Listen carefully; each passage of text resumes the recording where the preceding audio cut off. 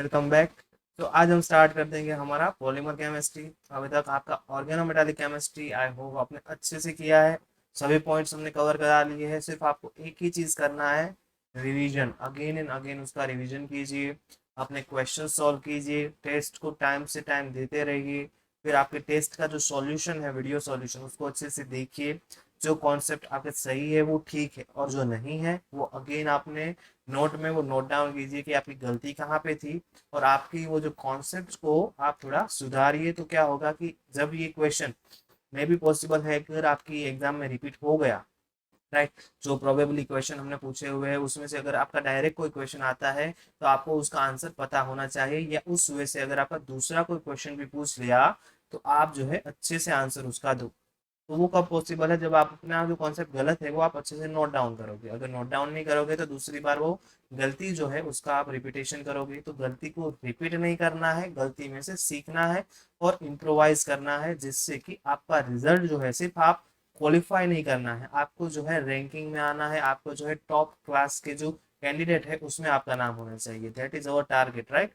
सो आज हम स्टार्ट कर देंगे पॉलीमर केमिस्ट्री। बहुत छोटा सा टॉपिक है और आपके 3-4 क्वेश्चन वो देखे जाएगा, तो आपके 8 से 10 मार्क या फिर 6 से 8 मार्क इससे आप कवर कर सकते हो अच्छे से। बहुत इजी है, थोड़ा छोटा कॉन्सेप्ट यहाँ से आपको मिलेगा, मतलब छोटा चैप्टर है ये आपका। तो बहुत ही कम एफर्ट में अच्छा ये आपको मार्क देके जाएगा, तो ये आप अच्छे से करिए, ठीक है। तो आपका पहला पॉइंट ये है that what is the polymer chemistry. Polymer chemistry क्या है, राइट, ये आपको समझना पड़ेगा। तो आप यहाँ पे लिख लो that polymer is very high molar mass containing compound in which they are interconnected by covalent bond, right. तो ये जो है आपको अच्छे से लिख लेना है। जब भी आप जो है अपना रिवीजन करोगे तो ये सब चीजें जो है वो आपको इम्पोर्टेंट होगी, क्योंकि आपके जो क्वेश्चंस बनेंगे वो बहुत छोटे छोटे चीजों में से बन जाते हैं। यहाँ से एक क्वेश्चन बन सकता है that the polymer is making by which of the following bonds. तो आपको वहां से ionic bond, coordination, covalent bond या फिर मेटालिक बॉन्ड ऐसा कोई ऑप्शन दिया है तो वहां पे आपका covalent bond is the right answer. तो ऐसे छोटे छोटे जो क्वेश्चन है वो आपके इसी से बनेंगे। तो ये सब चीजें जो है वो आपको आपको अच्छे से नोट डाउन करने हैं अपने नोट्स में। एक भी चीज को आपको इग्नोर नहीं करना है, सभी चीजें आपकी नोट्स में होना ही चाहिए। जैसे मैंने बोल दिया था कि फिजिकल केमिस्ट्री कर रहे हो तो कैलकुलेशन जो है वो अपने नोट्स में लिख लो। बाद में सिर्फ उसका फाइनल फॉर्मूला जो है वो इम्पोर्टेंट है, बट फिर भी कैलकुलेशंस आपकी बुक में होने चाहिए। कई बार जब आप रिवीजन करते हो तब आपका दिमाग जो है आपसे क्वेश्चन पूछता है कि ये आया कहाँ से। रट्टा मारना वहां पे मुश्किल हो जाएगा, क्योंकि आप इतनी चीजें याद रख रहे हो।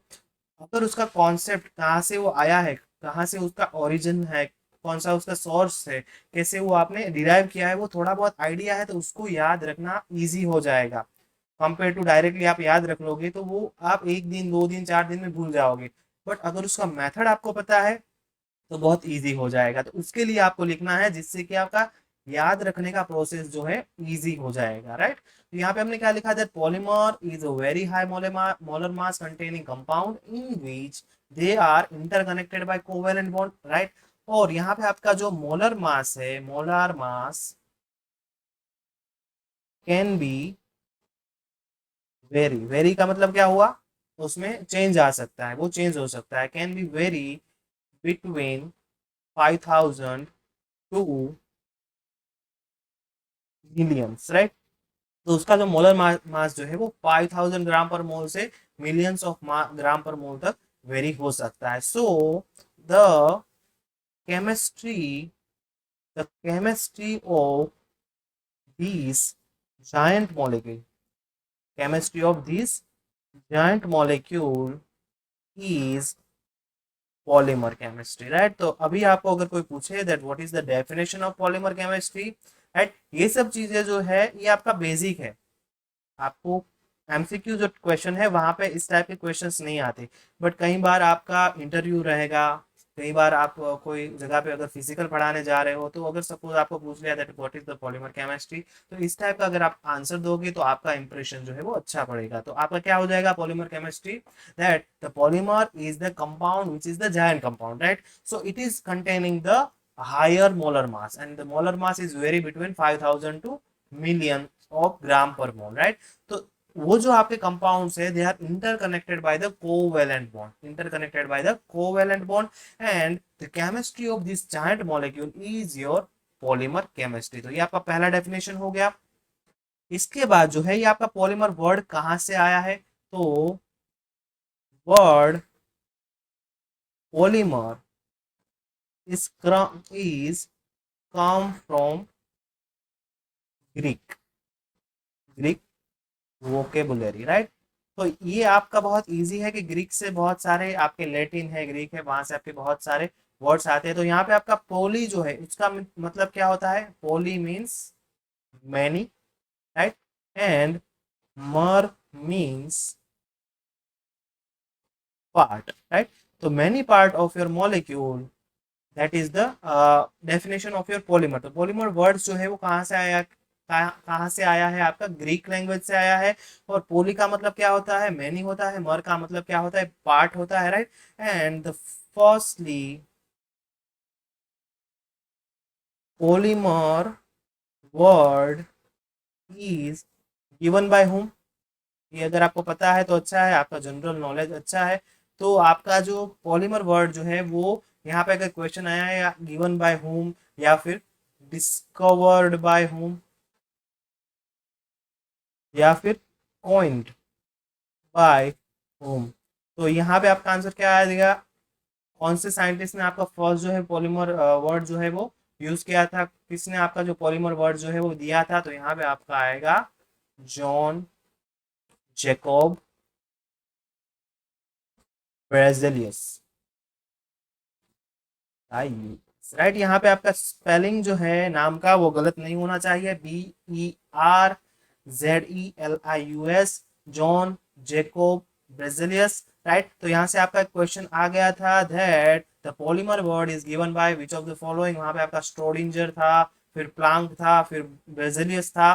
तो यहाँ पे आपका राइट आंसर जो है वो बेरेलियस आएगा। The firstly the polymer word is given by the John Jacob Berzelius, this is important, ये जो है वो आप अच्छे से नोट डाउन कर लो। ये सब छोटी छोटी चीजें जो है यहाँ से आपके क्वेश्चन बन सकते हैं। अगर आपको ऐसा लगता है कि इसमें से कहाँ क्वेश्चन बनेंगे, ये नहीं करना चाहिए, इसको इग्नोर कर देंगे, तो ये आप गलत हो, क्वेश्चन कहीं से भी आ सकता है, ठीक है?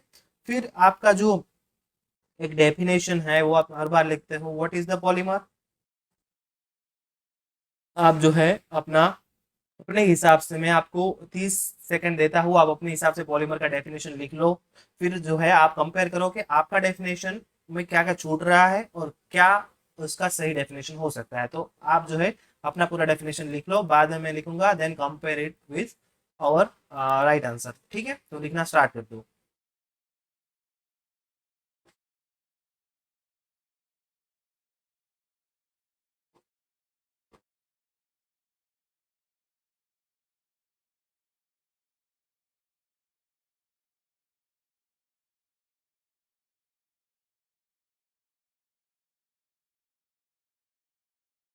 तो आई होप आपने लिख लिया होगा। So what is a polymer, so the polymer consist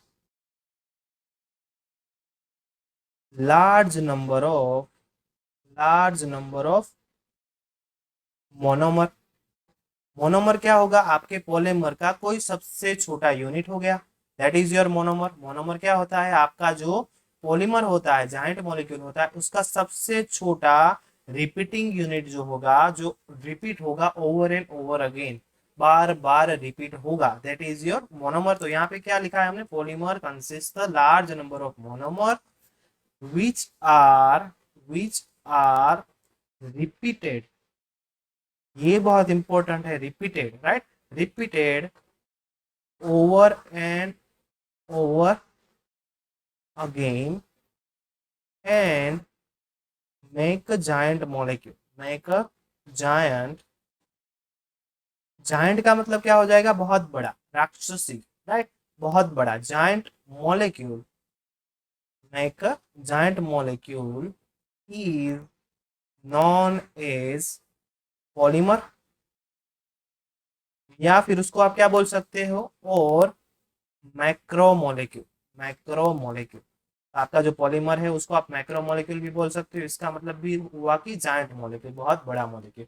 तो ये आपका सही डेफिनेशन हो गया। आपने भी ऐसे ही लिखा होगा, आपने अगर ये लिखा है कि कोई मोनोमर जो है repeat and repeat over again and make up your polymer, that is also correct. आपको इतना पता होना चाहिए that polymer is made up of your monomer, and what is the monomer? Monomer is the unit which is the smallest part of your polymer and which is repeated over and over again.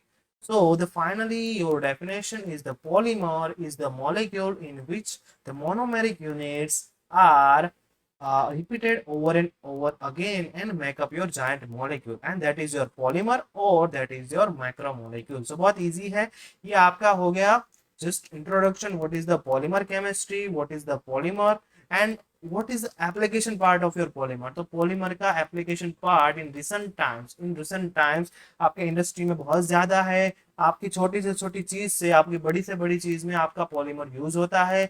आपने कपड़े में भी सुना होगा polystyrene, तो polystyrene जो है वो आपके कपड़े का पार्ट आता है, राइट, तो वो आपके टेक्सटाइल बिजनेस में यूज होता है। पॉलीथीन, तो आपके पॉलीथीन बैग्स आपने सुने होंगे जो कि अभी धीरे धीरे धीरे बैन होने वाले हैं, बीच में हो गए थे, उसमें भी आगे अभी रूल्स आ रहे हैं कितने डोटेड वाला आपका जो है पॉलीथीन बैग होना चाहिए, कितने पीपीएम वाला होना चाहिए, उस हिसाब से भी बहुत सारे रूल्स आएंगे। तो पॉलीथीन हो गया, फिर आप जो है सेल्यूलोज एसीटेट हो गया, फिर आप बेकेलाइट, ये सब प्लास्टिक्स जो है वहां पे भी आपका जो है पॉलीमर्स यूज होता है। तो there is so many industrial use of your polymers. तो पॉलीमर का एप्लीकेशन बहुत ही ज्यादा है, बहुत ही ज्यादा है इन रिसेंट टाइम्स, राइट। तो पॉलीमर जो है वो आपको ज्यादा स्टेबिलिटी प्रोवाइड करते हैं, उसका जो है थर्मल स्टेबिलिटी भी बहुत ज्यादा है कि हायर टेम्परेचर पे भी वो कहीं ऐसे आपके पॉलीमर से है वो स्टेबल रहते हैं। तो that is also application part of your polymer chemistry, ठीक है। तो अभी हम देखेंगे क्लासिफिकेशन। तो जनरल क्लासिफिकेशन से स्टार्ट करेंगे हम, क्या करेंगे, जनरल क्लासिफिकेशन। तो जनरल क्लासिफिकेशन में क्या आएगा, जनरल क्लासिफिकेशन, तो उसमें आएगा आपकी तीन टाइप का, आपका नेचुरल पॉलीमर। तो नेचुरल पॉलीमर क्या होगा, जो आपको जिसका सोर्स क्या होगा, सोर्स जो है वो आपका नेचर होगा, जो हमें नेचुरली मिलता है, नेचुरली मिलता है, that is your natural polymer. तो उसके एग्जांपल्स क्या होंगे, यहाँ पे आपका एग्जांपल जो है वो इंपॉर्टेंट है, ठीक है, वो अच्छे से लिख लो। दैट सेल्यूलोज हो गया, राइट, फिर आपका प्रोटीन हो गया। तो प्रोटीन्स जो है वो किससे मिलते हैं, यहाँ पे आपका मोनोमर कौन होता है, तो ये होता है आपका एमिनो एसिड। एमिनो एसिड जो है वो आपके यहाँ पे मोनोमेरिक यूनिट होते हैं which are repeated and repeated over again, sorry repeated over and over again and then make up your protein molecule, right. फिर आपका सिल्क हो गया, फिर आपका हेयर हो गया, फिर रबर, आपने नेचुरल रबर के बारे में सुना होगा। तो नेचुरल रबर जो है उसमें आपका मोनोमेरिक यूनिट कौन सा होता है, ये आपका जो होता है वो आपका पोली आइसोप्रीन, पोली आइसोप्रीन से मिलता है, ठीक है। तो यहाँ पे आपका मोनोमेरिक यूनिट जो है वो आइसोप्रीन होता है। तो कई बार आपको स्ट्रक्चर पूछ लेते हैं, विच of the following structure is for isoprene, तो ये आप अच्छे से लिख लो, ये आपका हो जाएगा आइसोप्रीन का स्ट्रक्चर, 2 मिथाइल 1 3 ब्यूटाडाइन, या फिर आप उसको ये बोल सकते हो 2 मिथाइल ब्यूट 1 3 डाइन, राइट। ये आपका हो जाएगा आइसोप्रीन। ये आपका जो यूनिट है वो रिपीट होगा over and over again and आपको मिलेगा नेचुरल रबर। तो ये आपका हो गया नेचुरल पॉलीमर्स। सेकेंड जो होगा वो आपका क्या हो जाएगा, सिंथेटिक पॉलीमर। तो सिंथेटिक पॉलीमर कहाँ पे बनते हैं, आपके लेबोरेटरी में, आपके इंडस्ट्री में, आपने नाम सुना होगा। एग्जाम्पल यहाँ पे हो गए आपके नाइलॉन 6, नाइलॉन 6 फिर आपका हो गया बेकेलाइट, मेलामाइन, राइट। फिर आप सिंथेटिक रबर भी आता है आपका, सिंथेटिक रबर, सिंथेटिक रबर हो गया। फिर आपका टेफलॉन, ये सब जो है पॉलीथीन हो गया, पॉलीप्रोप पीवीसी हो गया, ये सब जो है ये आपका पॉलीथीन, राइट। ये सब जो है ये सब आपके सिंथेटिक पॉलीमर्स है। सिंथेटिक पॉलीमर्स कहाँ पे आपके मेकअप होते हैं, कहाँ पे उनका जो सिंथेसिस होता है वो होता है लेबोरेटरी में, that is your synthetic polymer, जो नेचुरली नहीं बनते, जो हम बनाते हैं, जो ह्यूमन बींग्स जो है बनाते हैं, that is your synthetic polymer. और थर्ड जो है वो आपका होगा सेमी सिंथेटिक पॉलीमर। तो सेमी सिंथेटिक पॉलीमर क्या होगा? The polymer which are made up from the polymer which are made up from the modification in natural polymer, right. तो यहाँ पे आपको क्या याद रखना है कि आपके जो नेचुरल पॉलीमर्स है उनमें मॉडिफिकेशन करके जो आपके पॉलीमर फॉर्मेशन होंगे, that is your semi synthetic polymers, that is your semi synthetic polymer. तो यहाँ पे आपका एग्जाम्पल क्या क्या हो सकता है?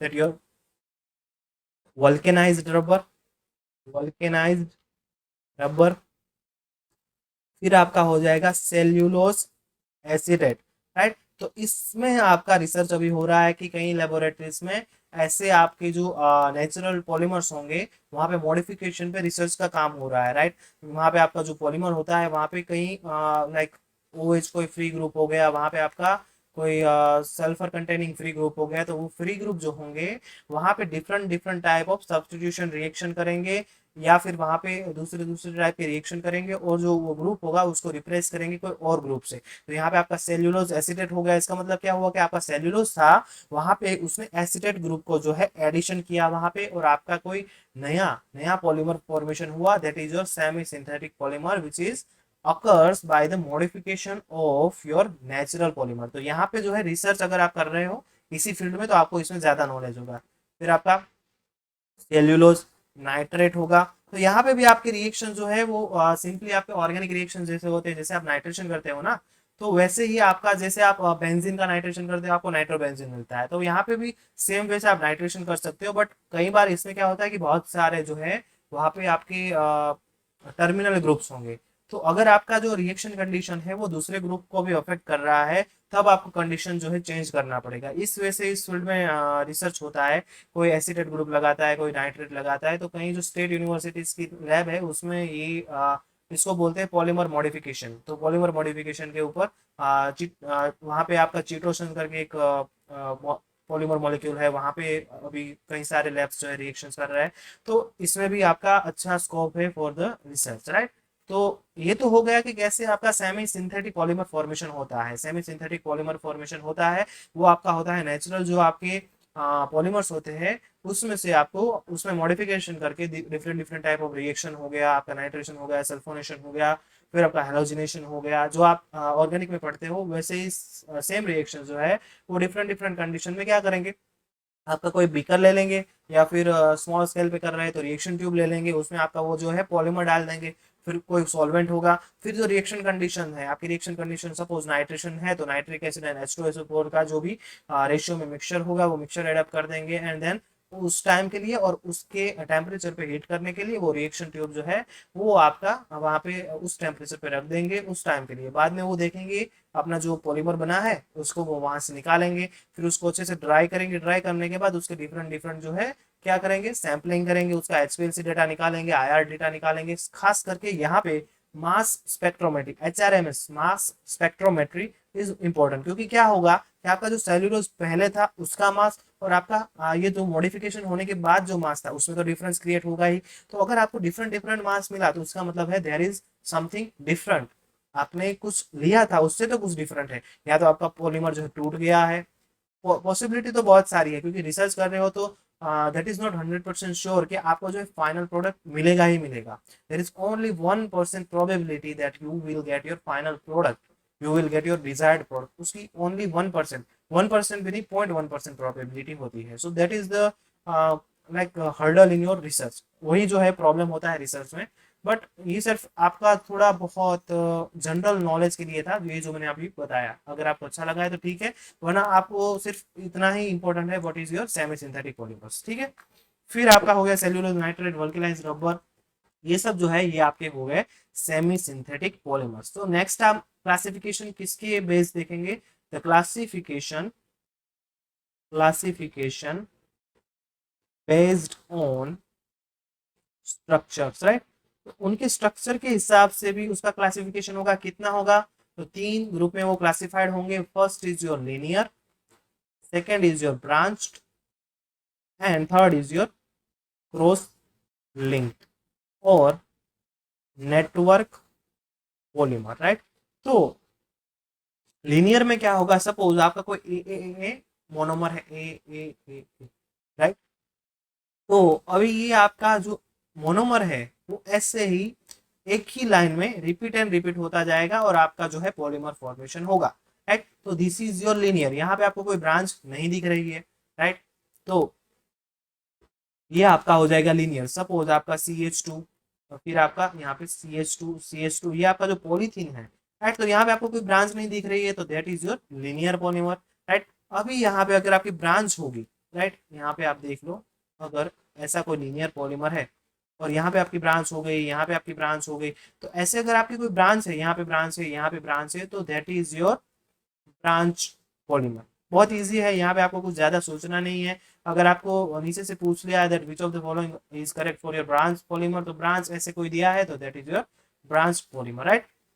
तो यहाँ पे एक चीज जो है वो आपको ध्यान में रखनी है, पॉलीमर एंड कोपॉलीमर। तो कोपॉलीमर जो होता है उसमें क्या होंगे, आपके एक से ज्यादा मोनोमेरिक यूनिट होंगे, और पॉलीमर जो सिर्फ पॉलीमर लिखा है वहां पे आपका simply only one monomeric unit जो है रिपीट होता जाएगा, राइट। तो इतना जो है सिंपली आप याद रखो। कोपॉलीमर आगे देखेंगे उसमें ये डेफिनेशन भी हम लिख लेंगे। फिर आपका क्रॉस लिंक पे क्या होगा, तो सपोज आपका यहाँ पे ये कोई मोनोमेरिक यूनिट है, राइट। ये डॉट से मैंने यहाँ से शो किया है, तो ऐसा कोई जो है मोनोमेरिक यूनिट ऐसे रिपीट हो रहा है, यहाँ पे उसकी दूसरी लाइन है, राइट। तो ऐसे जब ये जो दोनों लीनियर जो है वो एक ऐसे नेटवर्क से ज्वाइन हो जाएंगे, तो ये आपका क्या हो जाएगा, क्रॉस लिंक पॉलीमर। तो ऐसा आपका कोई भी पॉलीमर होगा that is your cross linked polymer, या फिर आपका हो जाएगा वो नेटवर्क पॉलीमर। तो यहाँ पे आपको जो है ऐसे शेप दिया हुआ होगा या फिर ऐसे आपको जो है फिगर दिया हुआ होगा और पूछा है विच of the following is cross link polymer. तो ऐसे मतलब आपका जो लीनियर हो गया, यहाँ पे ब्रांच फॉर्मेशन भी हो गया, बट यहाँ पे क्या हो जाएगा कि ये जो ब्रांच है वो दूसरे आपके लीनियर जो पॉली मोनोमर जो है वो सब के साथ ज्वाइन होके ऐसा पूरा नेटवर्क बना देगा, ऐसा पूरा नेटवर्क बना देगा, that is your cross linked polymer, cross link polymer. तो ये हो गया आपका classification based on your structure, right. अभी हम देखेंगे classification based on the preparation method और synthetic method, right, based on synthetic method. तो आपके पास कौन कौन सी सिंथेटिक मेथड है ये पहले आपको पता होना चाहिए। तो there is two type of polymer synthetic method. The first is your addition polymerization and the second one is the condensation polymerization। तो ये सब आपको इजी लग रहा होगा, आपने बहुत टाइम ये सब जो है रिपीट किया है। तो एडिशन पॉलीमराइजेशन में क्या होगा कि सिंपली यहाँ पे आपका जो दो मोनोमर जो है, सपोज आपका इथीन मोनोमर जो है, तो यहाँ पे आपका जो दो मोनोमर है वो उसमें पॉलीमराइजेशन एडिशन पॉलीमराइजेशन होगा और वहां पे आपका पॉलीमर फॉर्मेशन होगा। तो यहाँ पे आपका कोई जो स्मॉल मॉलिक्यूल जो है वो यहाँ पे रिमूव नहीं हो रहा है, H2O CO2 ऐसे कोई स्मॉल मॉलिक्यूल यहाँ पे रिमूव नहीं हो रहा है। सिंपली आपका जो दो मोनोमर है वो एडअप होंगे और आपको जो है एडिशन पॉलीमराइजेशन होगा और वहां पे आपका पॉलीमर फॉर्मेशन होगा। तो this is your additional polymerisation. तो एडिशन पॉलीमराइजेशन में आपको ज्यादा कुछ याद नहीं रखना है, सिंपली आपके जो दो मोनोमर है वो मतलब वहां पे एडिशन पॉलीमराइजेशन होगा। और यहाँ पे आपको एक चीज याद रखनी है कि अगर आपका वाटर मॉलिक्यूल दूर हो रहा है या फिर आपका CO2 वहां से निकल रहा है, that is your condensation polymerisation. यहाँ पे अगर आपका कोई H2O मॉलिक्यूल या फिर कोई CO2 मॉलिक्यूल नहीं निकल रहा, then that is your addition polymerisation. यहाँ पे आपका कोई स्मॉल मॉलिक्यूल रिमूव नहीं होगा, सिंपली आपका एडिशन पॉलीमराइजेशन होगा एंड फाइनल प्रोडक्ट मिलेगा। तो यहाँ पे आपका कौन सा हमने देख लिया, पॉलीथीन हो गया, राइट। एग्जाम्पल कौन कौन से होंगे, पॉलीथीन हो गया, फिर आपका हो जाएगा पॉलीप्रोपिन हो गया, राइट। तो पॉलीप्रोपिन में क्या होगा, यहाँ पे आपका CH, ये आपका CH2 over and over again, और ये आपका CH3। तो ये आपका मोनोमेरिक यूनिट हो गया which are repeated over and over again and make up your the polypropene PENE, right, polypropene polymer, right. तो ये भी आपका हो गया एडिशन पॉलीमराइजेशन। फिर आपने PVC सुना होगा, पॉलीविनाइल क्लोराइड। तो यहाँ पे आपका हो जाएगा CH CH2, यहाँ पे आपका क्लोरीन, और ये आपका हो जाएगा PVC, फिर आपका पॉलीस्टाइरिन, पॉलीस्टाइरिन, राइट, ये भी आपका हो जाएगा एडिशन पॉलीमराइजेशन से मिलने वाला पॉलीमर, राइट। यहाँ पे आपका CH2, यहाँ पे आपका सिर्फ CH होगा, ठीक है।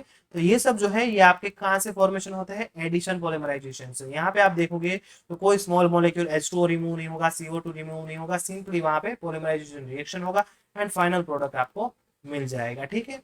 फिर आपका कंडेंसेशन पॉलीमराइजेशन क्या होगा, कंडेंसेशन पॉलीमराइजेशन क्या होगा, ठीक है। तो कंडेंसेशन पॉलीमराइजेशन में देयर इज अ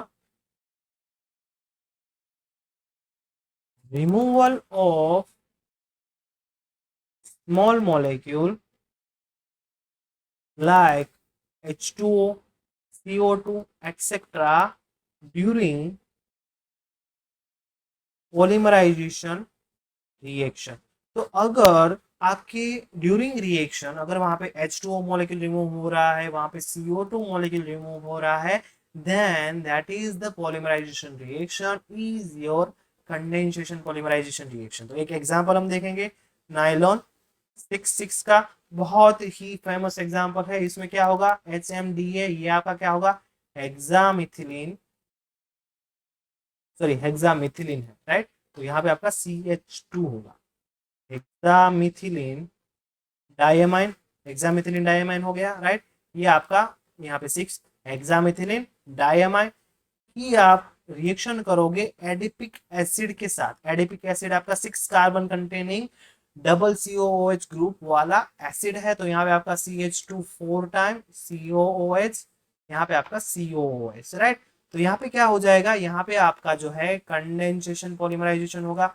और जैसा कि मैंने बोला था कंडेंसेशन पॉलीमराइजेशन में क्या होगा, आपका H2O मॉलिक्यूल दूर होगा। तो इसको अगर मैं थोड़ा एक्सपांड करके लिखूंगा तो ये आपका NH2 हो गया। तो यहाँ से आपका हाइड्रोजन और यहाँ से आपका OH जो है वो निकल जाएगा। तो यहाँ पे क्या होगा, -H2 हो गया।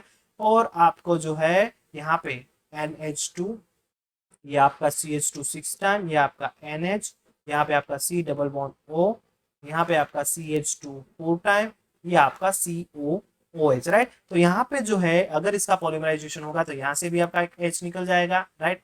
फिर आपका OH जो है वो वहां से निकल जाएगा आपने COOH में, तो यहाँ से आपका NH और यहाँ से ऐसे आपका जो है पॉलीमर फॉर्मेशन हो गया, राइट। और सब में आपका जो है ग्रुप कौन सा होगा, यहाँ पे एमाइड कंटेनिंग, ये जो है CONH मतलब क्या हो गया आपका एमाइड कंटेनिंग पॉलीमर फॉर्मेशन होगा। This is your nylon, sorry nylon 6,6, this is your nylon 6,6। तो यहाँ पे समझना क्या है, what is condensation polymerisation. So in condensation polymerisation there is a removal of your small molecule, H2O हो गया, CO2 हो गया, etc. like that. If removal of your small molecule during the polymerization reaction, then that is your condensation polymerization। तो यहाँ पे आपका nylon 6,6 हो गया। फिर आपका एग्जाम्पल होगा, सॉरी नाइलॉन 6 होगा।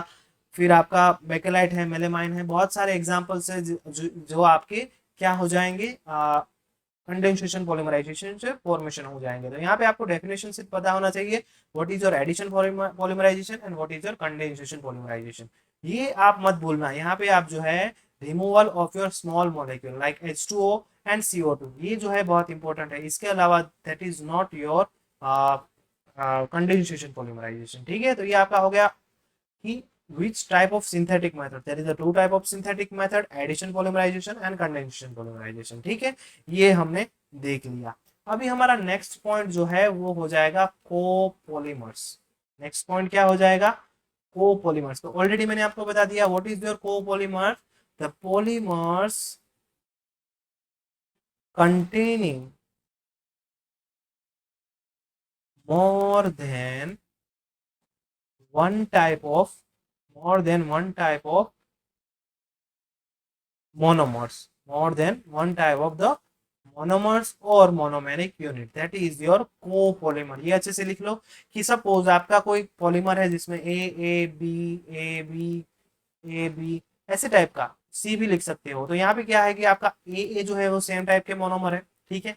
यहाँ पे आपका बी जो है वो सेम टाइप का है, सी जो है वो सेम, मतलब सी अगर ए सी हो गया तो सी जो है सेम टाइप का है। तो यहाँ पे आप देख रहे हो कि ए ये आपका बी हो गया, राइट। फिर यहाँ पे आपका ए जो है वो तो था ही, फिर ये आपका बी हो गया। फिर आपका ये ए, फिर आपका ये बी, फिर आपका ये सी हो गया। तो यहाँ पे जो है आपके तीन डिफरेंट डिफरेंट टाइप के मोनोमर जो है वो आपका ये पूरा पॉलीमर जो है वो फॉर्मेशन कर रहा है, ठीक है। तो यहाँ पे आप देख रहे हो कि different different type of monomeric unit जो है वो आपका पॉलीमर फॉर्मेशन कर रहे हैं। तो अगर आपका polymer formation more than one monomeric unit से होता है then that is your copolymer. तो आपको अगर पूछा है कि which of the following is right for the which of the following is option for the copolymer, ऐसा करके आपको कोई क्वेश्चन पूछा है तो वहां पे डिफरेंट डिफरेंट टाइप के अगर आपको एग्जांपल दिए या फिर आपको नाम भी दे सकते हैं कि पॉलीथीन दे दिया, पॉलीप्रोपीन दे दिया, पॉलीस्टाइरिन दे दिया, और एक जो है वो आपको दे दिया बेकेलाइट, बेकेलाइट। तो यहाँ पे आपका पॉलीथीन जो है वो सिर्फ आपका इथेन मॉलिक्यूल है, उसका ही रिपीटिंग यूनिट है। पॉलीप्रोपीन जो है वो आपका प्रोपीन का रिपीटिंग यूनिट है, और पॉलीस्टाइरिन जो है सिर्फ स्टाइरिन ही है उसमें, राइट। बट जो आपका बेकेलाइट जो है वहां पे आपके कौन से दो दो मोनोमर है, फिनोल एंड ये आपका फॉर्माल्डिहाइड। तो ये आपका फिनोल फॉर्माल्डिहाइड जो है, यहाँ पे आपका फिनोल, ये आपका फिनोल हो गया, राइट। फिनोल, और यहाँ पे आपका HCHO, ये जो दोनों मोनोमर है वो रिपीट होंगे over and over again and आपको मिलेगा बेकेलाइट। तो यहाँ पे आप देख रहे हो कि आपके दो एक से ज्यादा डिफरेंट यहाँ पे मोनोमर है, तो बेकेलाइट इज योर कोपॉलीमर। तो ऐसे नाम देके भी आपको दिया गया होगा तो आपको स्ट्रक्चर पता होना चाहिए। पॉलीथीन आपको पता है, पॉलीप्रोपीन आपको पता है, पॉलीस्टाइरिन आपको पता है। तो बेकेलाइट जो है अगर आपको नहीं भी पता तो भी आप आंसर निकाल सकते हो, बट बेकेलाइट जो है वो बहुत फेमस एग्जाम्पल है, वो आपके फिनोल और फॉर्माल्डिहाइड से मेकअप होता है, तो वो आपको पता है, ठीक है। तो यहाँ पे आप एग्जाम्पल लिख सकते हो दैट योर बेकेलाइट हो गया, बेकेलाइट हो गया, ये आपका कौन कौन से बनता है, आपके फिनोल एंड फॉर्माल्डिहाइड से बनता है। फिर आपका बुना एस, राइट। तो यहाँ पे आपका कौन सा होगा मोनोमेरिक यूनिट, एक जो है ये आपका स्टाइरिन हो गया, राइट, और दूसरा जो है ये आपका 1,3-ब्यूटाडाइन, यहाँ पे एक मैंने बढ़ा दिया है, यहाँ पे आपका हो जाएगा 1,3-ब्यूटाडाइन। और यहाँ से आपको जो है पॉलीमराइजेशन, कंडेंसेशन नहीं होगा या फिर यहाँ पे एडिशन होगा, कौन सा होगा चलो बोलो जल्दी से। यहाँ पे एडिशन पॉलीमराइजेशन होगा या कंडेंसेशन पॉलीमराइजेशन होगा, मैं स्ट्रक्चर लिखूं तब तक आप सोच लो कौन सा होना चाहिए यहाँ पे, कौन सा होना चाहिए यहाँ पे। तो अगर आपने सोचा कि यहाँ पे एडिशन पॉलीमराइजेशन होगा देन यू आर करेक्ट। तो आप जो है अच्छे से थिंकिंग लगा रहे हो। यहाँ पे आपको कहीं पे भी दिख रहा है कि कोई स्मॉल मॉलिक्यूल रिमूव हो रहा है, नहीं हो रहा है, तो यहाँ पे आपका जो है एडिशन पॉलीमराइजेशन होगा, एडिशन पॉलीमराइजेशन होगा। सिंपल है, सिंपल है। तो ये आपको समझ में आ गया what is your copolymer. The copolymer is the polymer which are containing more than one monomeric unit and that is your copolymer. तो कोपॉलीमर्स भी जो है वो आपके टू टाइप्स के हो सकते हैं, कोपॉलीमर्स जो है वो भी आपके टू टाइप्स के हो सकते हैं। तो यहाँ पे क्लासिफिकेशन लिख लो, क्लासिफिकेशन ऑफ कोपॉलीमर।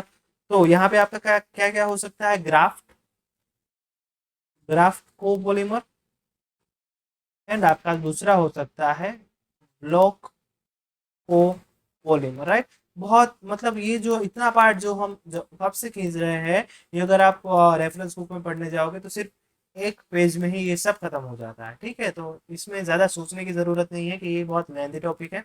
यहाँ से आपको सिंपल सिंपल छोटे छोटे क्वेश्चन पूछ सकते हैं दैट नेचुरल नेचुरल पॉलीमर क्या होता है, सिंथेटिक पॉलीमर क्या होता है, सेमी सिंथेटिक पॉलीमर क्या होता है, बेस्ड ऑन द स्ट्रक्चर आपके कौन कौन से क्लासिफिकेशन है। तो लीनियर, फिर आपका चेन, फिर आपका क्रॉस लिंक हो गया। लीनियर में सिर्फ एक लाइन होगी ब्रांच में, कहीं पे ब्रांच हो सकती है, और क्रॉस लिंक में जो है वो ब्रांच जो है वो आपकी जुड़ जाएंगे, that is your cross link. बहुत ईजी है। What is addition polymerisation, what is condensation polymerisation. फिर आपका कोपॉलीमर क्या है, कोपॉलीमर का टाइप क्या हो, ग्राफ कोपॉलीमर, ब्लॉक कोपॉलीमर। तो ब्लॉक कोपॉलीमर में क्या होगा, सपोज आपका दो डिफरेंट डिफरेंट टाइप का होगा तभी तो वो कोपॉलीमर हो जाएगा, ठीक है। दो डिफरेंट डिफरेंट टाइप का होगा तब वो कोपॉलीमर होगा। तो यहाँ पे आप देख सकते हो ये क्या हो गया, यहाँ पे आपका एक ब्लॉक, ये आपका दूसरा ब्लॉक, ये आपका तीसरा। ऐसे अगर ब्लॉक में अगर आपका पॉलीमर है जिसमें तीन जो है वो सेम मोनोमरिक यूनिट रिपीट हो रहे हैं, मतलब तीन, मैंने एक एग्जांपल नहीं लिया है, ऐसे ब्लॉक में 3 4 5 6 ऐसे कोई भी वो जो है मैनर में हो सकते हैं, बट क्या होगा कि same to same monomeric unit जो है वो repeat repeat again and again होंगे। ऐसे ब्लॉक टाइप मतलब थोड़े पोर्शन में वो रिपीट होगा, फिर आपका दूसरा मोनोमर, फिर आपका पहला, फिर आपका दूसरा, ऐसे A B A B A B ऐसे टाइप में नहीं होगा, एक अल्टरनेट अल्टरनेट नहीं होगा, मतलब पूरा ब्लॉक में होगा। तो that is your block copolymer. अगर आपको वहां पे ऑप्शन में ऐसा ऑप्शन दिया है, that is your block copolymer. और कोपोलिमर मतलब क्या, more than one monomeric unit, right. और ग्राफ्ट में क्या हो जाएगा, तो यहाँ पे आपकी सपोज लीनियर जो चेन होगी, राइट, जो चेन होगी वो सेम टाइप के मोनोमर होंगे, राइट।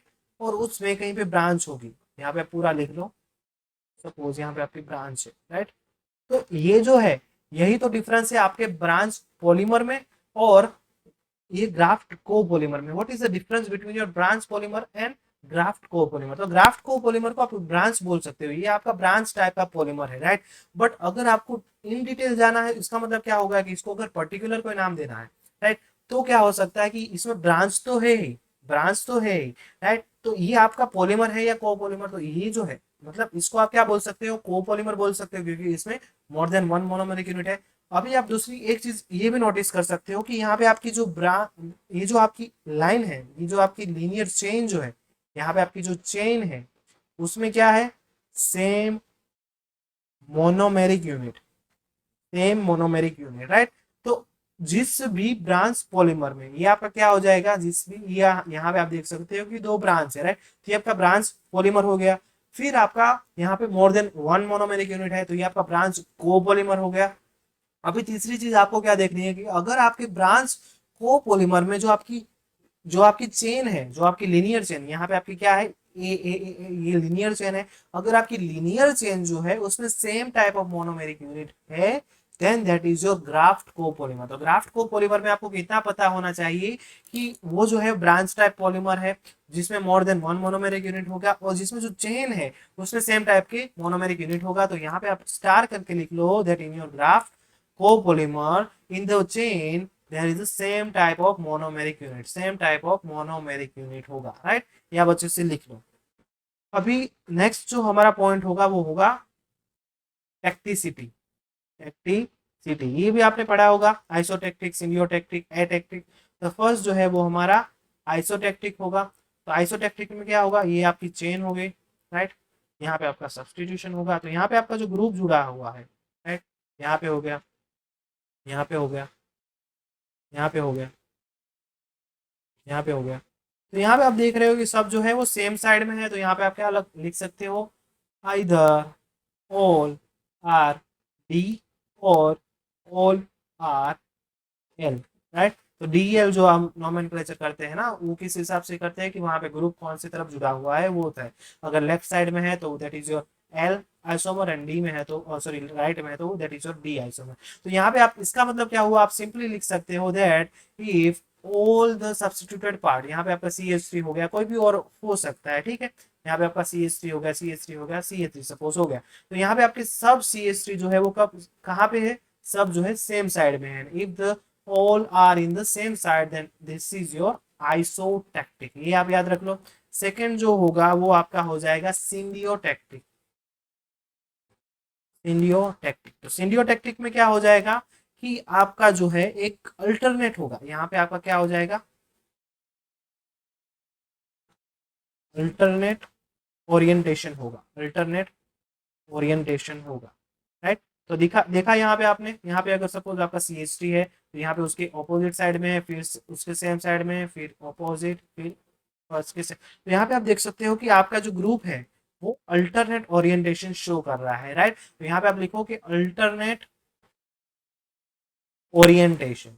तो अगर अल्टरनेट ओरिएंटेशन होगा then that is your syndiotactic. And यहाँ पे आप एक और चीज लिखो, they are very tough, very tough. तो ये जो होंगे वो आपके बहुत ज्यादा ही टफ होंगे, राइट। फिर आपका टफ और हार्ड, टफनेस और हार्डनेस वो आपका जो है डिफरेंट होता है, टफनेस और हार्डनेस जो होता है वो डिफरेंट होता है। ये जो है ये आपका सिलेबस में तो कहीं नहीं है, बट ये जो है इसका आपको नॉलेज होना चाहिए दैट अगर आपका मटेरियल जो है वो टफ है, राइट, तो वो जो है उसके ऊपर आप स्क्रैच कर सकते हो, राइट, उसके ऊपर आप स्क्रैच कर सकते हो बट वो टूटता नहीं है। बट अगर आपका हार्ड मॉलिक्यूल है तो आपको पता है कि what which is the hardest element, you know that is your diamond. Diamond आपको क्या बोलते हैं कि वो हार्डेस्ट है। तो आप एक अगर मैं आपको क्वेश्चन पूछूंगा, अगर आपको डायमंड को तोड़ना है तो आप तोड़ सकते हो उसको या नहीं तोड़ सकते। डायमंड जो है वो हमारे ये जो वर्ल्ड है उसमें सबसे हार्ड अगर कोई मटेरियल होगा तो वो डायमंड है। तो उसको हम तोड़ सकते हैं या नहीं तोड़ सकते? तो डायमंड जो है वो आपका ब्रेकेबल है। हार्डनेस आपको ये नहीं शो करता कि आपका जो मटेरियल है that is not breakable. Hardest material can be breakable, right?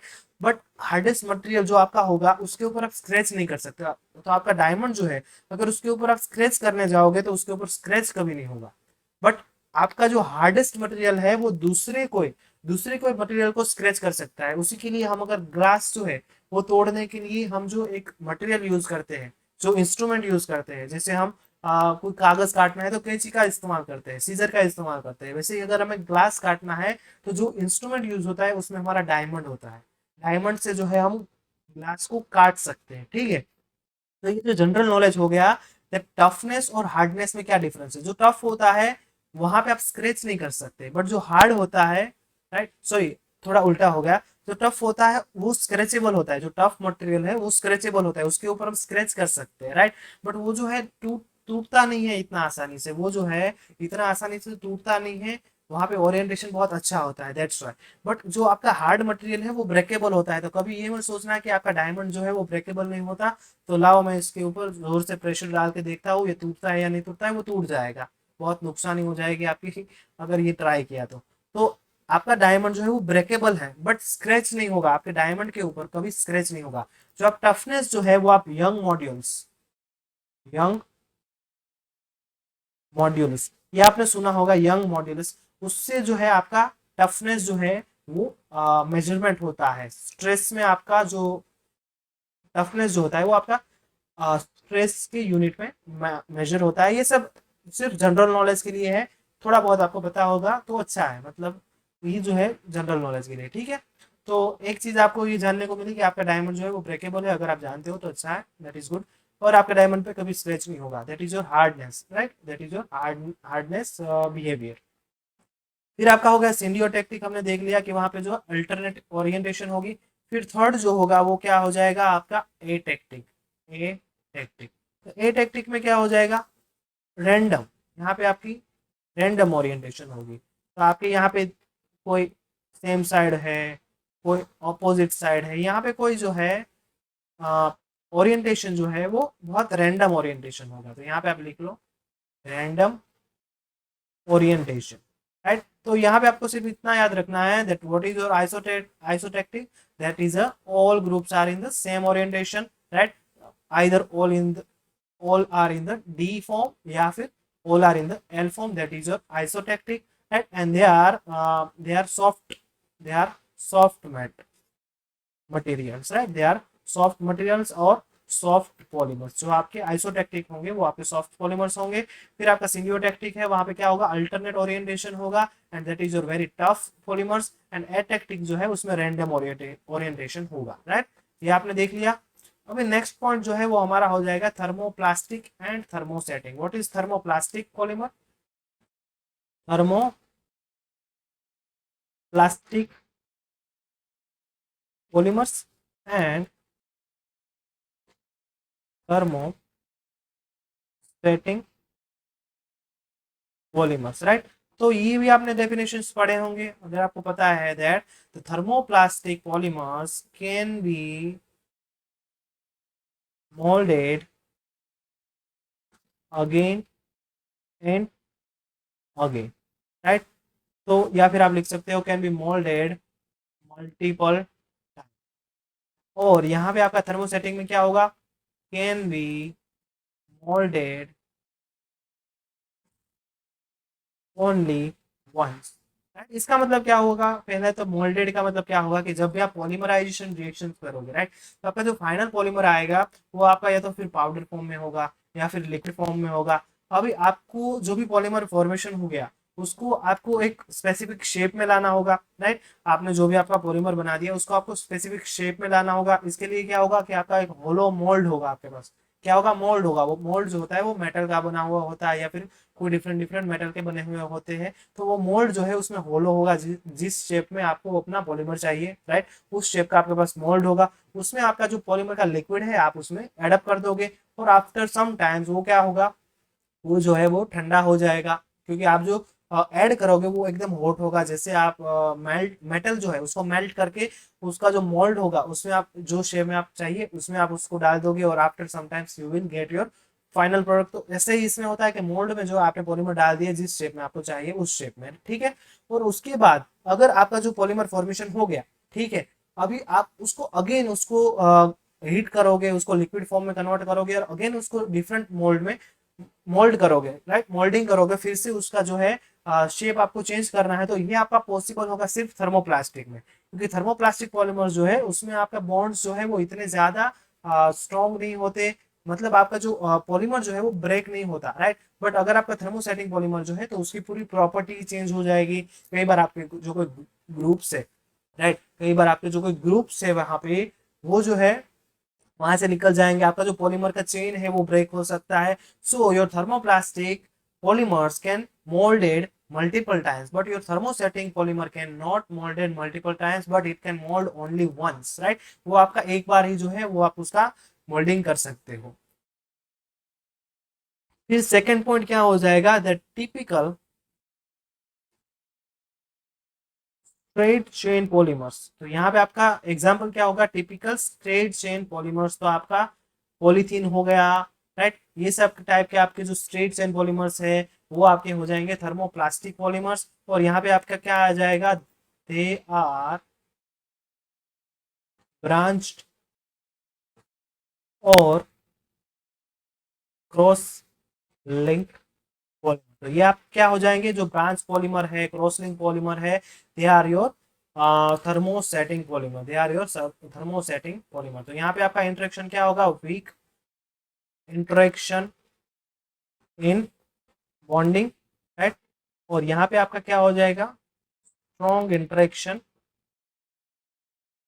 ये आपको सब चीजें लिखनी है, स्ट्रॉन्ग इंटरेक्शन इन बॉन्डिंग, ठीक है। तो यहाँ पे आपका थर्मोप्लास्टिक में क्या क्या एग्जाम्पल होंगे, तो आपका पॉलीस्टाइरिन हो गया, फिर आपका पॉली प्रोपिलिन हो गया, फिर आपका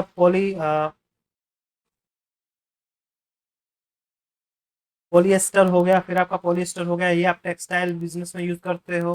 फिर आपका नाइलॉन हो गया, फिर आपका टेफलॉन हो गया, राइट। ये सब जो है ये आपका क्या है, ये आपके है थर्मोप्लास्टिक। इसका मतलब जो है आप उसको मल्टीपल टाइम मोल्ड कर सकते हो, मल्टीपल टाइम उसका शेप जो है वो आप चेंज कर सकते हो। और आपका थर्मोसेटिंग क्या हो जाएगा, उसमें एग्जांपल्स क्या हो जाएंगे, तो वो आपके हो जाएंगे बेकेलाइट,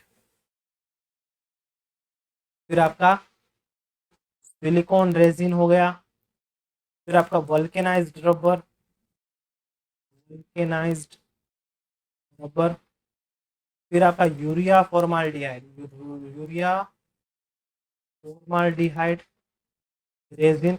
अगर आपने एमएससी में फिजिकल्स के प्रैक्टिकल किए हैं तो ये जो है ये आपने अपने लैब में आपने खुद से फॉर्मेशन किया है, urea formaldehyde polymer, right.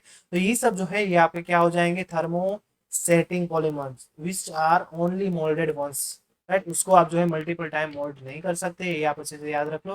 What is your thermoplastic and what is your thermosetting polymer, ये आप अच्छे से लिख लो, ये आपको पता होना चाहिए। मैंने जैसे बोला कि ये सब चीजें जो है, राइट, वो आपके इंटरव्यू में भी काम आएगी जब भी आप फिजिकल अगर पढ़ाने जाओगे कहीं पे, और अगर वहां से आपके क्वेश्चन पूछेंगे तो ये सब चीजें आपको पता होनी चाहिए, थर्मोप्लास्टिक, थर्मोसेटिंग। और अपने एग्जाम के हिसाब से भी इम्पोर्टेंट है, जैसे मैंने बोल दिया कि एक क्वेश्चन पूछा हुआ था, polymer word is given bye home, तो वो आपको पता होना चाहिए कि ब्रेजिलियस ने दिया था। फिर आपका पॉलीमर क्या होता है, फिर आपका उनका जो जनरल क्लासिफिकेशन है वो क्या है, natural, synthetic, semi synthetic, based on their structure क्या है, तो linear, branch and cross link. फिर उनका two type of synthetic method होता है, एडिशन एंड कंडेंसेशन। फिर को पॉलीमर क्या होता है, ग्राफ्ट को पॉलीमर क्या होता है, फिर आपका ब्लॉक को पॉलीमर क्या होता है, फिर एटेक्टिसिटी में आइसोटेक्टिक, सिलियोटेक्टिक एंड एटेक्टिक। और उसके बाद आपका थर्मोसेटिंग एंड थर्मोप्लास्टिक। तो ये आपका यहाँ तक का रिवीजन बहुत इजीली हो जाएगा, ठीक है। तो आज का लेक्चर यहीं तक रखते हैं, नेक्स्ट लेक्चर में हम देख लेंगे नंबर, एवरेज मोलर मास, फिर वेट एवरेज मोलर मास, फिर आपका Z average molar mass, and that is really really important according to your exam. वहाँ से बहुत सारे क्वेश्चंस कई बार पूछे हुए हैं और बहुत इजी क्वेश्चंस होते हैं, बहुत इजी क्वेश्चंस होते हैं। तो हम जो है वो नेक्स्ट लेक्चर में देखेंगे। अच्छे से प्रिपरेशन कीजिए, रिवीजन कीजिए। ये बहुत छोटा सा चैप्टर है, अच्छा है, और इसका इंडस्ट्रियल एप्लीकेशन बहुत अच्छा है।